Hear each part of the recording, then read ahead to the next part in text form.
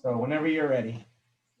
All right, I'm going to continue. I've got a, let's see what I'm going to do. I just want to say hello to everyone. I see some familiar faces and names, so welcome back. And I've got to do something here. I forgot I had something on in the background. So as the previous Zoom talk workshop that we had, there's going to be some interaction. I'm not going to just be talking to you. I actually have an exercise that we're going to start out with. But let me, I think I've met everybody before. I think I've given you my background, so I won't go over that again. We can get right into the materials. And I chose this topic for a variety of different reasons, and we're going to talk about setbacks, in terms of from a more athletic standpoint. But obviously setbacks happen in all aspects of our life. And I know that I've utilized the lessons from setbacks that I've had from a physical athletic standpoint in other parts of my life that are not necessarily connected to anything athletic. And at the same time, I've used setbacks that I've had in my life that are not athletic setbacks, but to be able to kind of look at those as a recipe to handle my athletic setbacks. I will let you know that setbacks are, you cannot avoid them in your athletic career, no matter where you are, whether it's you're on an exercise program or you're competing at a high level. There are always going to be setbacks, and you can watch them in your mind or what happens. So, one in particular that I want to mention to you is that I've been injured a few times in my mountain biking career. And the first thing that I think about when I'm down on the ground or something like that is, how long am I going to be out for? And so I'm already kind of thinking about at that moment how to deal. There's going to be a setback. And if I watch my mind, it's hoping that, it's not going to be that bad. And then I broke my collarbone on one of my falls, and I remember I'm going to get back on my bike, and then, I can't. And then you start to go through these bargaining. I hope that I don't have to have an operation, because if I have an operation, it's going to take longer to get back. So there's all these narratives that happen around setbacks, and whether they're setbacks based on an injury or setbacks based on a performance. We're always facing setbacks. So I thought about when I was asked to present and come up with some topics, I thought about just kind of the importance of how we psychologically deal with setbacks and how important it is. And I've worked a lot with elite athletes and their setbacks. One idea that I had that I've done is an injury support group for elite athletes. And that was a rather successful support group. And if you could imagine the kind of psychological gymnastics that elite athletes go through when they have an injury, you can see how their psychological well-being and how they approach what has gone on is critically important. Oftentimes you see folks that have had a setback because of an injury that they have to test their patience because they want to get back quicker. They don't want to lose their position. They don't want to lose their fitness.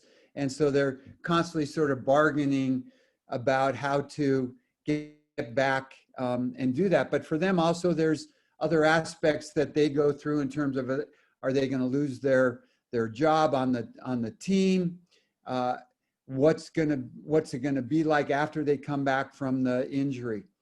So let me, before I get into asking you all to think about something, I want to kind of set a context of what is a setback, how it might look. So I've got a few things that I wrote down. So a setback is not attaining a goal, and in the context of in the context of sport, it could be not attaining a goal, a disappointment, an injury, or a slump. And I've categorized four different kinds of setbacks. One is a very short-term setback. I was working with an elite golfer who, when he would miss a putt, say on hole number 8, he had a gigantic setback. He could not make the transition from 8 to 9. He just kept that setback in his mind, an easy putt that he should have had. And so I had to work with him how to get over that setback, because he didn't have very much time between hole 8 and hole 9. So that's kind of an example of a very short-term setback. Someone that misses a really important shot, or striking out at a very important time, or just having a really poor training workout. Those are what I consider a very short-term setback.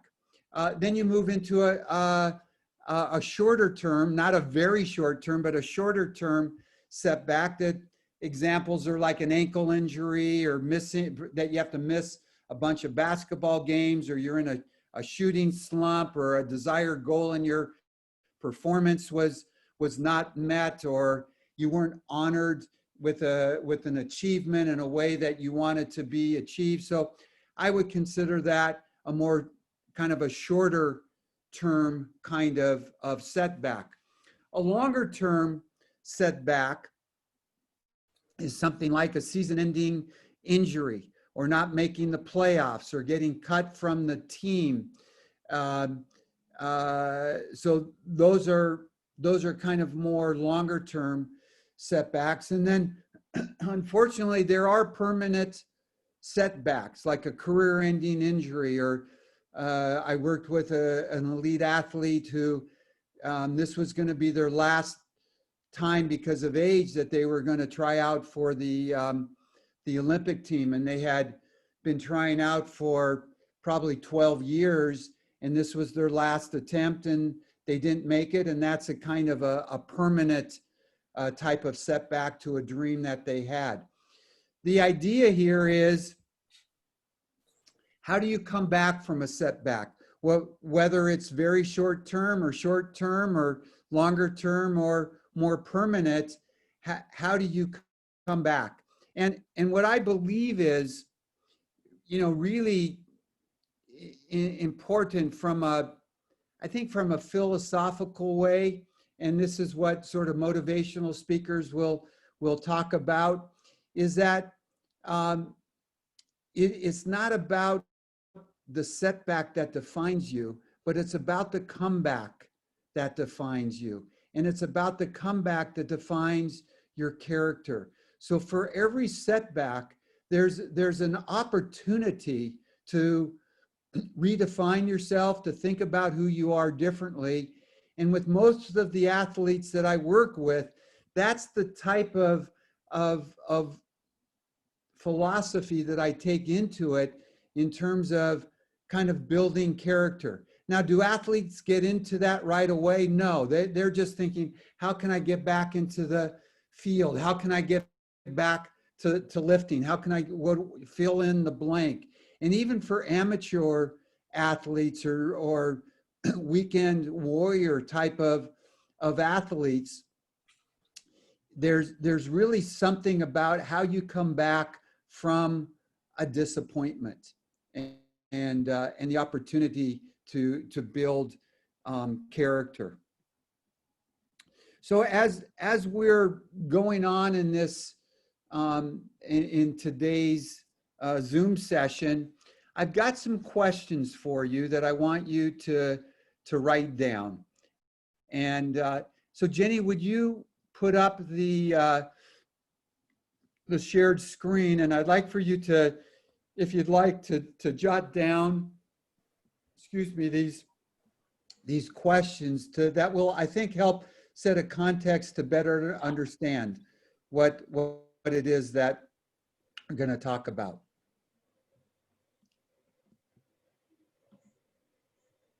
Can everyone see my screen?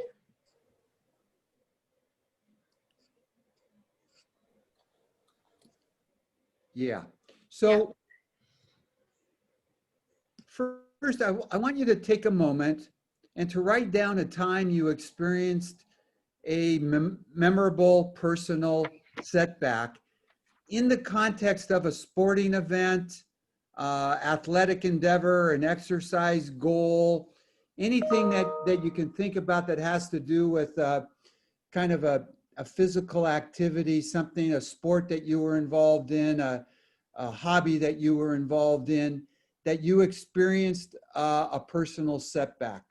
So go ahead and take just a couple minutes to write that down, to offer you some context for today's Zoom session.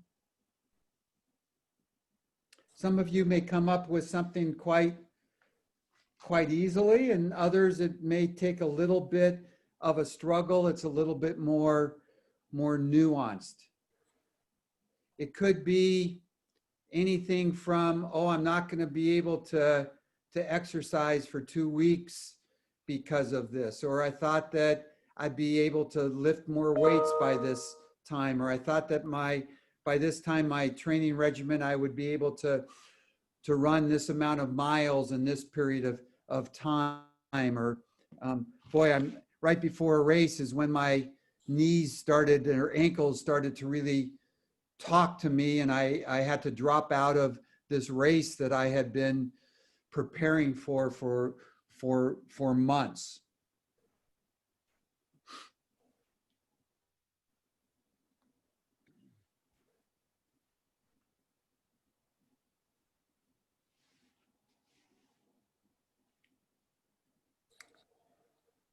Trying to see if I can see everybody.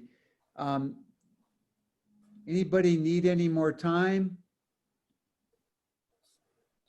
You guys good to go? All right.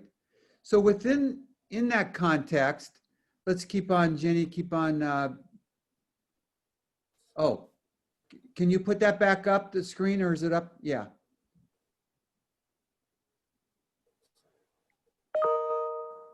All right, here we go. So within that context, I want you to write down these 5, is it 5? Yeah, 5 questions. Can you scroll up a little bit, Jenny? The other way? There you go. So as you listen to today's presentation, I'd like for you to take note of your process of recovering from a setback using the following prompts. What was most upsetting about the setback? What was your narrative that helped uplift you and give you perspective about the setback? What was the narrative? What was your narrative that hindered you from moving forward? At least for a while. What strategies do you utilize to rebound from a setback, or did you utilize to rebound from this setback? And then what I think is probably the most important question is, what life lessons have you learned and generalized to other non-athletic setbacks in your life?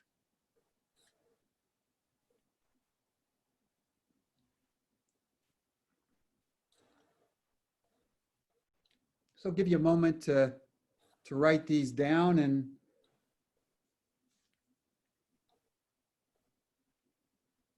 okay.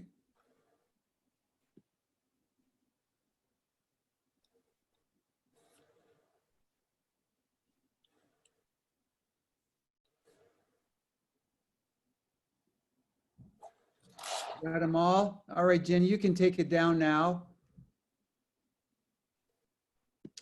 And I needed more time.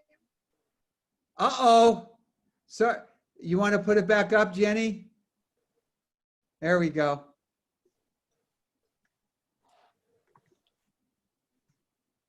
Thank you for whoever said that. Thank you. Okay, I did a print screen, so you could take it off. Okay. You're tech savvy. All right. Hello, everyone. Again, I would love to, if two or three of you are willing to share the setback that came to mind for you, just to give us a little bit of context and to get our juices running.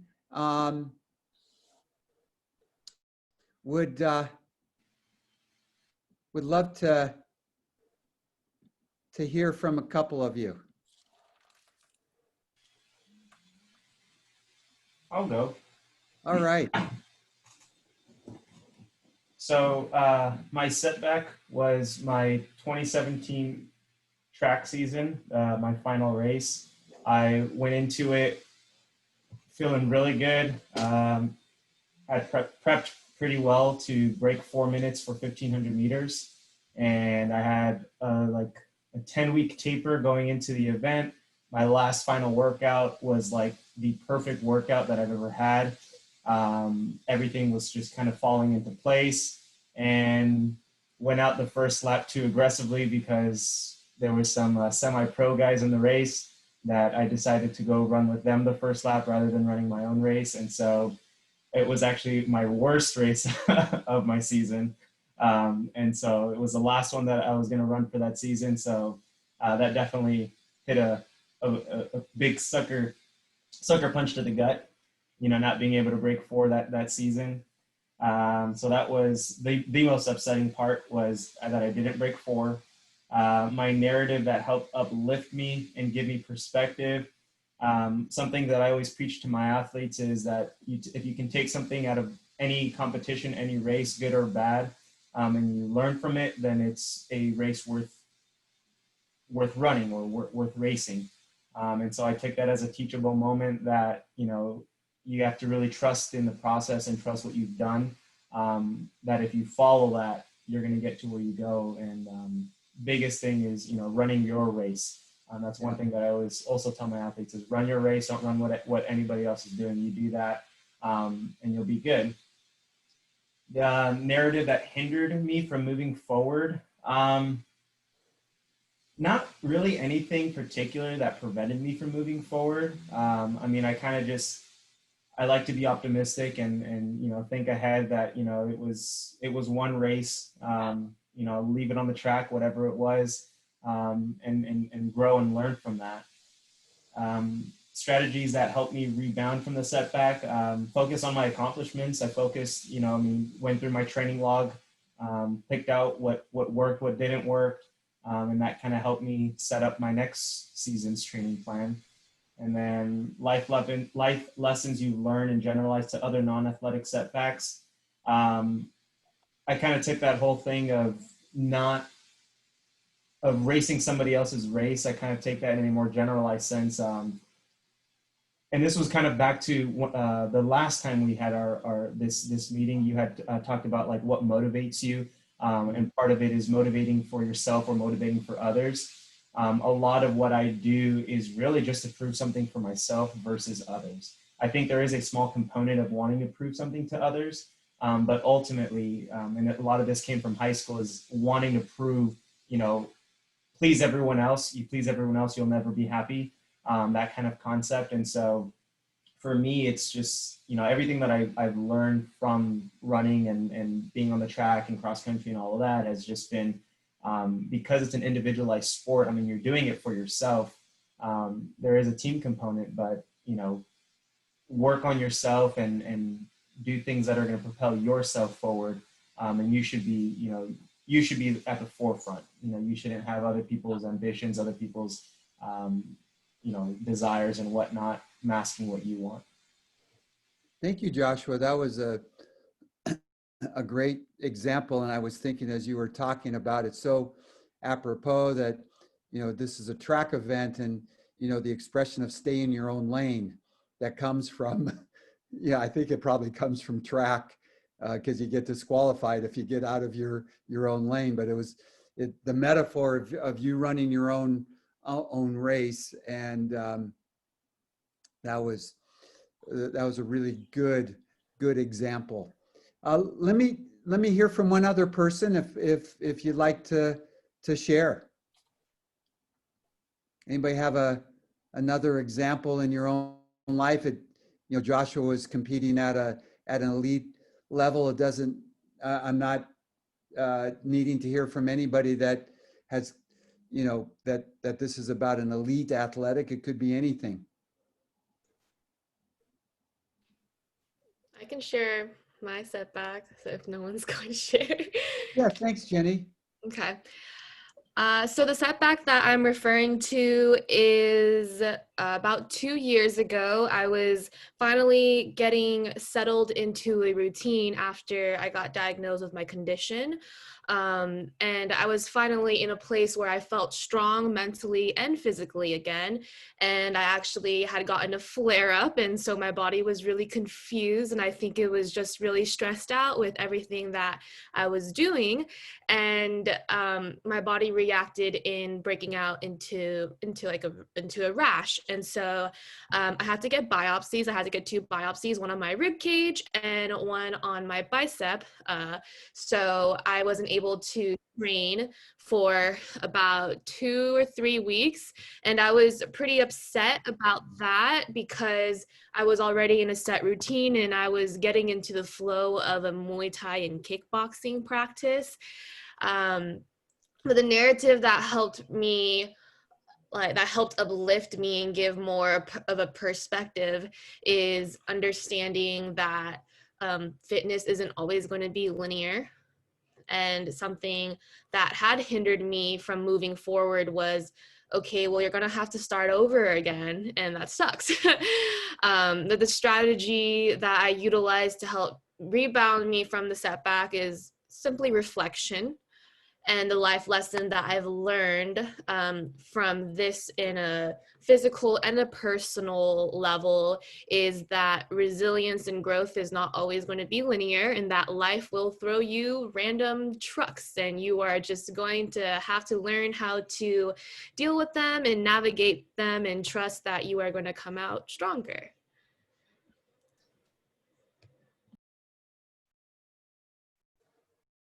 Mark, you're on mute.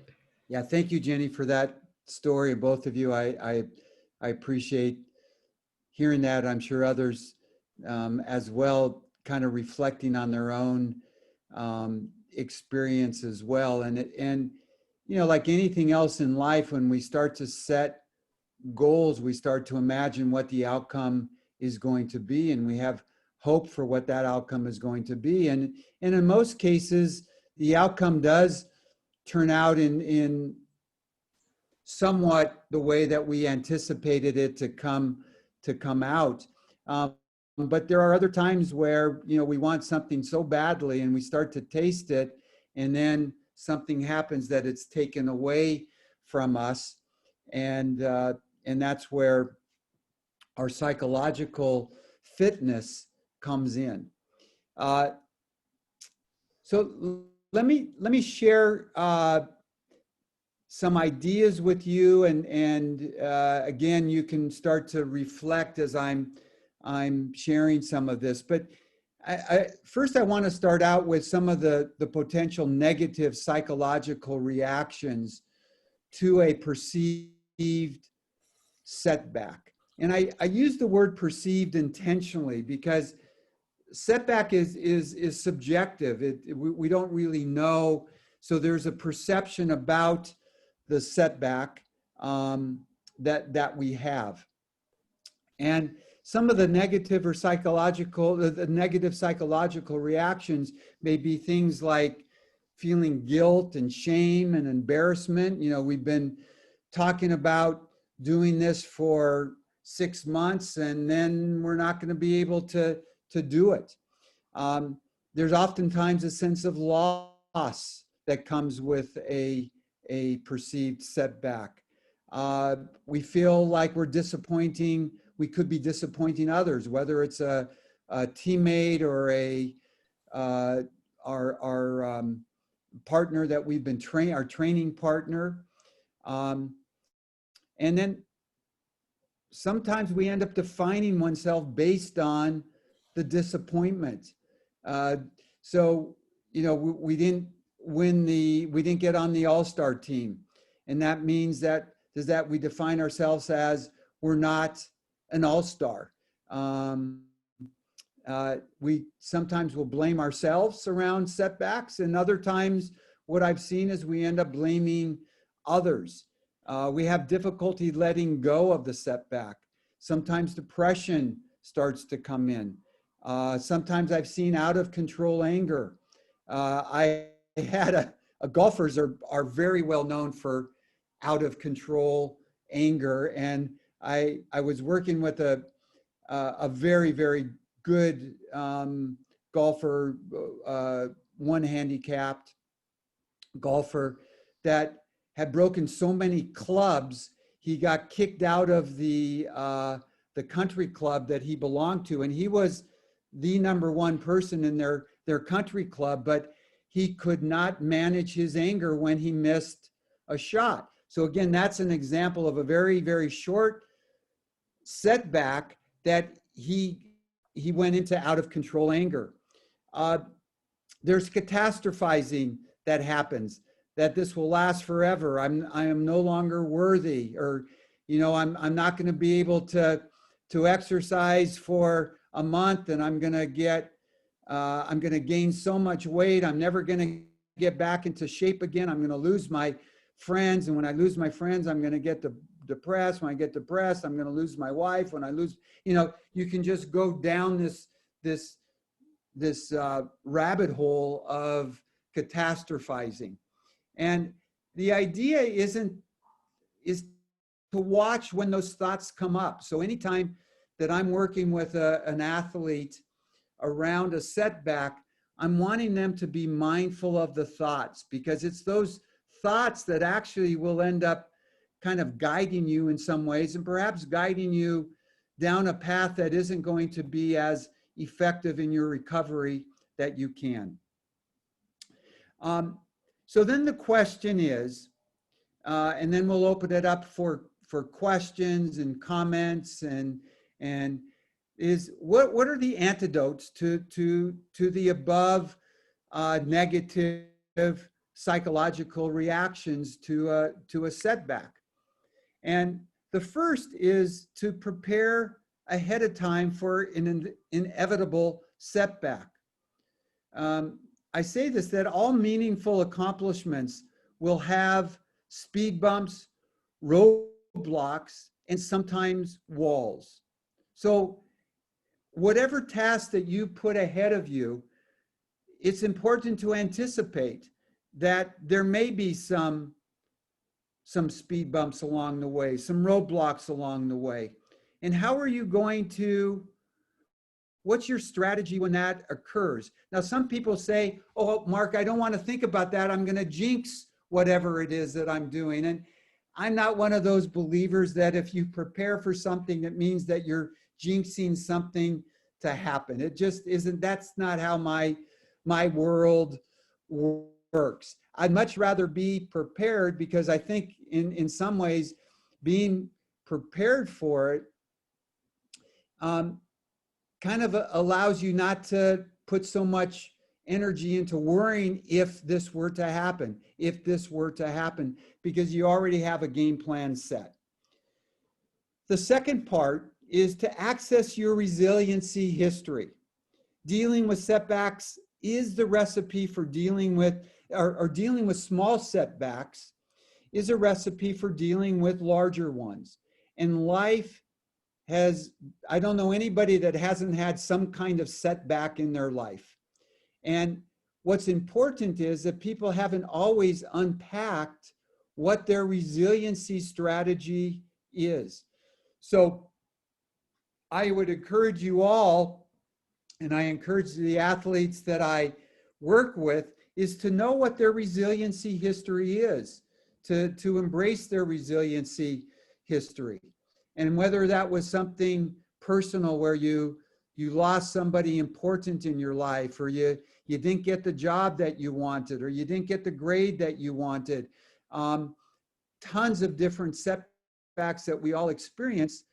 How did you survive those? What was the way that you used your emotional intelligence to help you move on in the most effective and efficient sort of way? The other antidote, what I think is critically important, is perspective. Perspective, perspective, perspective.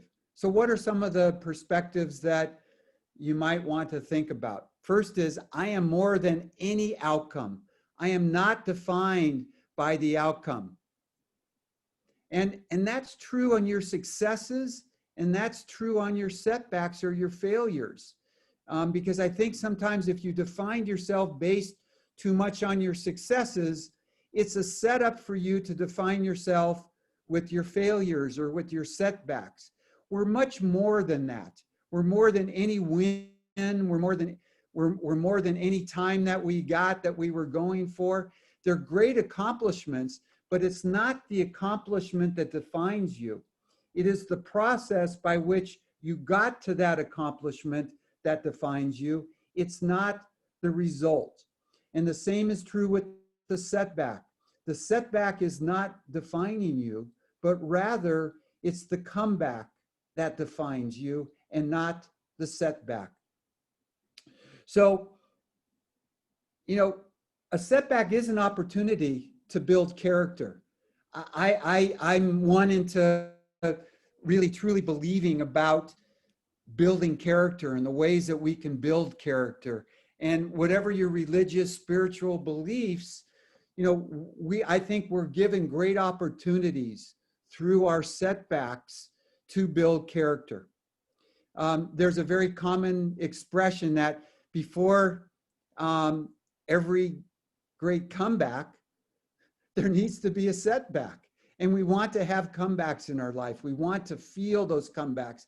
And in many ways, I've grown a lot more from my comebacks than from the successes that kind of were smooth sailing.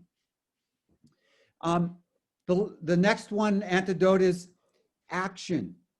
Do something to correct the disappointment.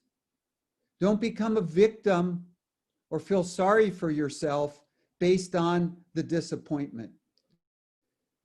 You probably have heard this story before, but when Kobe had a bad game and he missed too many shots, the first thing that he did is, after the game, he went out there and he spent an hour, 2 hours, 1,000 shots doing that. And that was for his mind, that he needed to take action. So whatever disappointment happens, and I talk about this in terms of the context of a disappointment of you're not performing the way that you'd hope you would be performing, figure out taking some kind of action.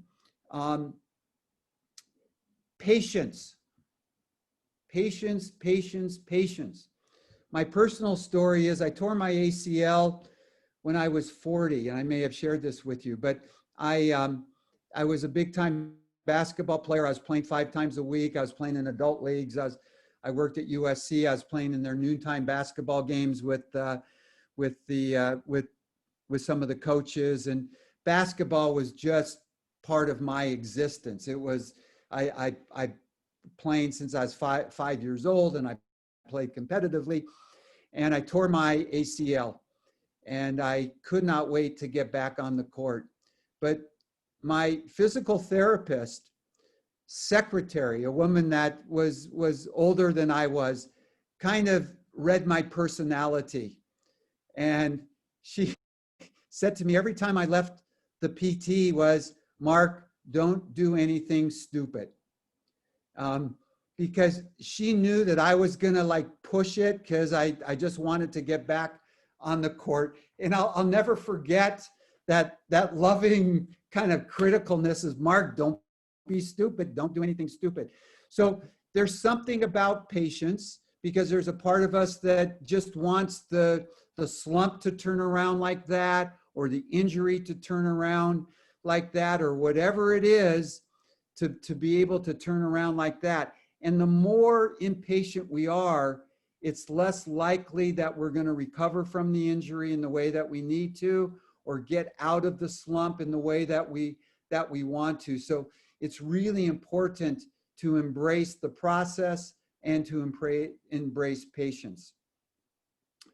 I've got two more, and then we will open it up. Seek advice. It's poison to just keep inside the feelings that you have about your setback, whether it's a race that you're not running the time that you want to, or the baseball slump that you're in, or the feelings that you have about your injury. Talk about it with someone you trust, because keeping it inside is poison. And you oftentimes can't figure it out yourself. You really need someone else to kind of put a set of eyes and ears to what's going on. And in that moment, oftentimes there's a little bit of a tweak of a mindset, or I'm holding my baseball bat. There's a little bit of a tweak of holding the baseball bat a little bit differently, or there's a different kind of breath that you can take. So setbacks are an opportunity to learn, no matter what level you're at with your athletics. You know, I see these professional baseball players that are batting 320, and they have a coach that they have a batting coach that they go to, because they want to seek some advice. Maybe they had a game where they struck out on a curveball twice, and they go, hey, I need some coaching on this. So they're never afraid or never embarrassed about their setback. And that's really important. And the last thing I would say is to find a way to reduce pressure around the setback. I can't take away from you all the desire to get back into it, the desire to get that goal that you wanted, to the desire to get to the outcome that you wanted. But I would ask you to do that with some compassion, and that to care about the outcome, but also have some compassion. Because I found that with the athletes that I work with, they care so much about the outcome and they don't have enough compassion. They end up putting way too much pressure on themselves, and it actually impacts the outcome. So you have to find that sweet spot of pressure, and that sweet spot of pushing yourself, and there needs to be some compassion in there as well. So I don't think I have anything else that I have on my part to share. I just want to open it up for discussion, comments, how this resonated with you. If there's any story that you want to share, or any questions that you might have, let's open it up. I've tried everything that you have suggested. The counseling, the having patience, pushing myself, remembering how, that motivates me sometimes is what my dad said when I was little, and said I was going to cry. And he's like, if you don't get back up, you're never going to do anything. So that pushed me to do other stuff in life as a child and growing up. But when my mother passed away 8 years ago, it's like everything came down. I allowed myself to eat more. I felt abandoned. I felt sorry for myself. One thing that helped me, like you said, faith and the people that surrounded me. But what I pushed, I was the one that hindered myself. And I guess the people that surrounded me were the ones that pushed me. And that's how I found 3 wins. That was my waking up from the depression that I did have. Some of the strategies was just being set and making sure that I always went to those classes. Then I found a job. And it helped me at first, but then I started going backwards because I needed that interaction with those kids, teaching me, what the moves are, what I have to do, stretch this, that, and I'm back.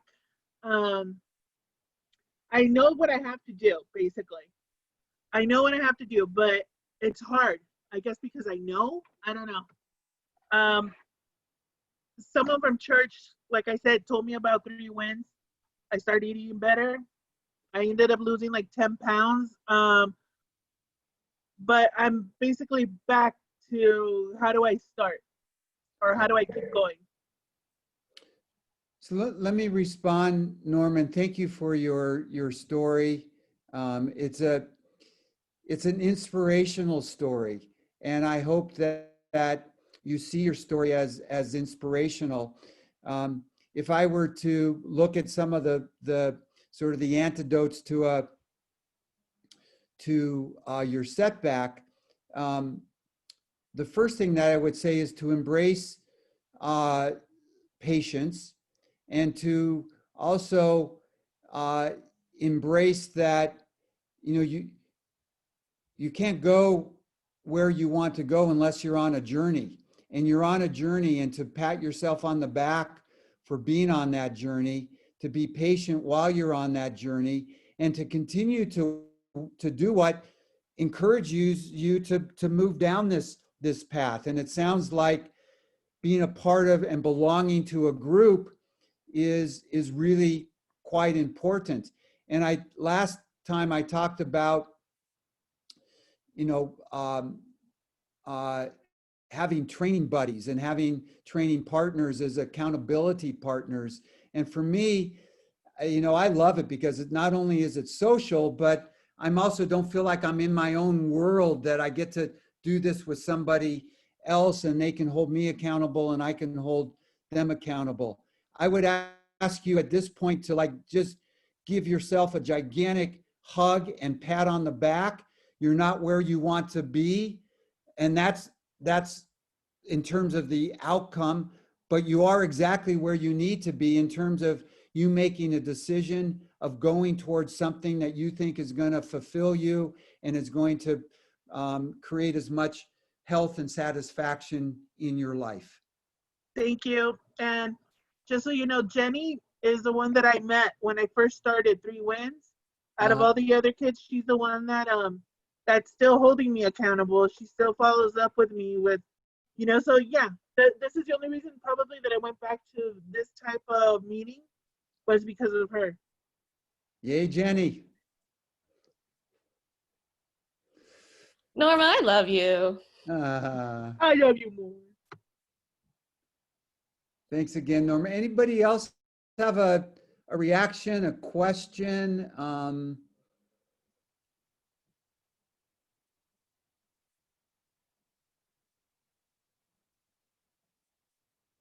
Anything that you started to kind of think about in your own life that you'd like to put out there and share?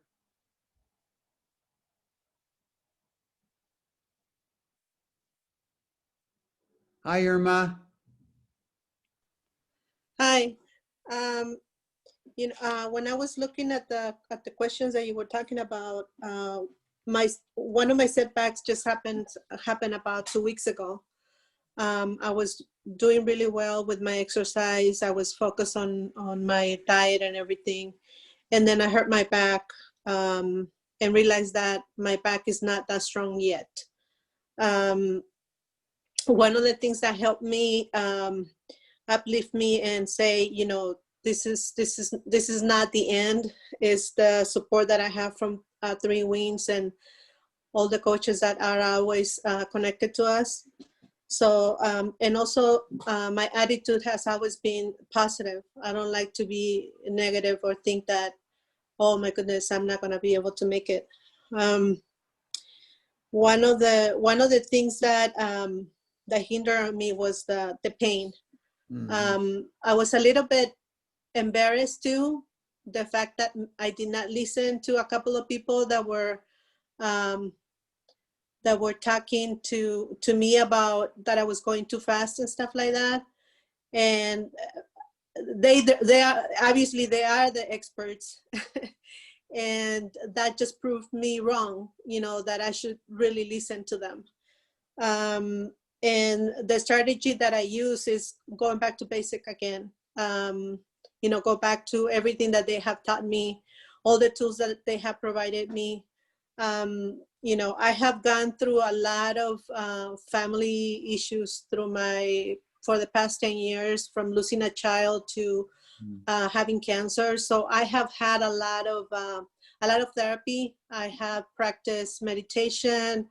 I have done family therapy, I mean, I've done a lot of that stuff that I still hold next to me. So whenever I have an issue or something happens in my life, I always go back to that. So going back to basics for everything that I encounter. The lesson that I learned is that I have to go slow and steady and listen to my coaches, and especially my daughter Arlene.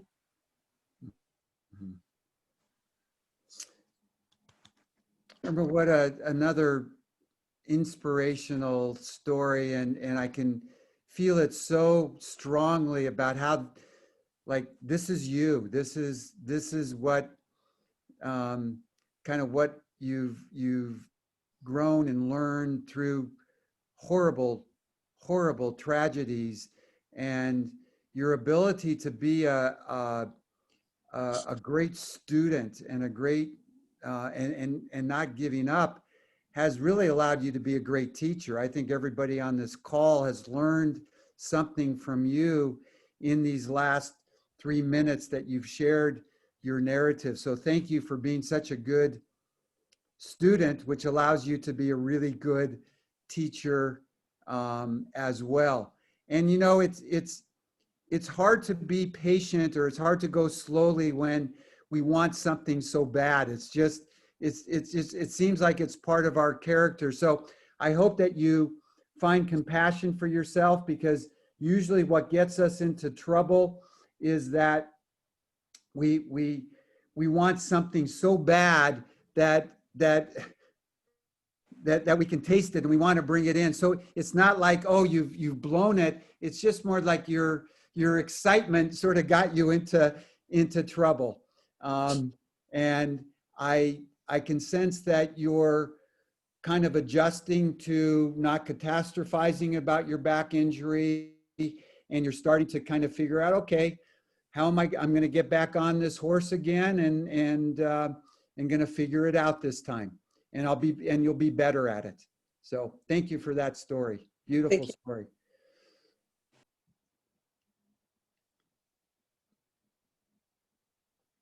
I think we have time for one more. Is there anybody else that would like to share?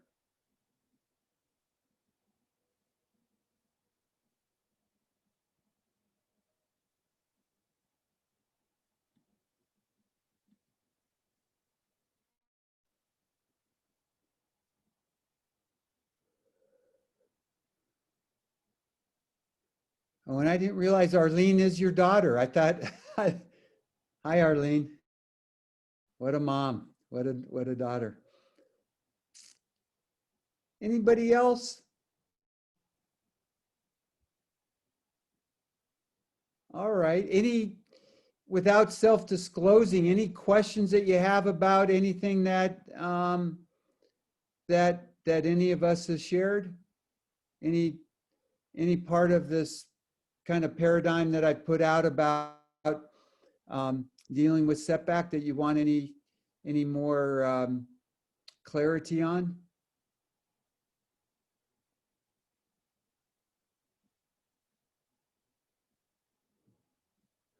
All right. Well, I'm sure everybody has had their share of Zoom meetings. So if we end 5 minutes early, it'll just save our eyes a little bit, and we'll get a little bit of extra time in between our whatever it is that is on your plan. So thank you Joshua, and thank you, Jenny, for setting this up, or if there's others on this call too, thank you very much. It's a great program. You guys are kind of all, I can just feel how important the support is in this process. So I look forward to seeing you all again.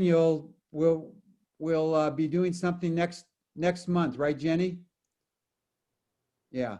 Yes. And I forget what the topic is. Do you remember what the topic is? I do not remember the topic in the top of my head. Yeah, I don't either. It's Right? written in my notes somewhere. It is something that it's something that we've discussed, and it will be kind of probably similar to this in terms of some interaction and a little bit of lecture. So thank you all very much for taking the time to be here and supporting the Three Wins program, and take good care. Stay well. Thank you, Dr. Stevens. Appreciate it. Thank you, Quite Dr. welcome. Stevens. You're Thank you, quite- Dr. Stevens.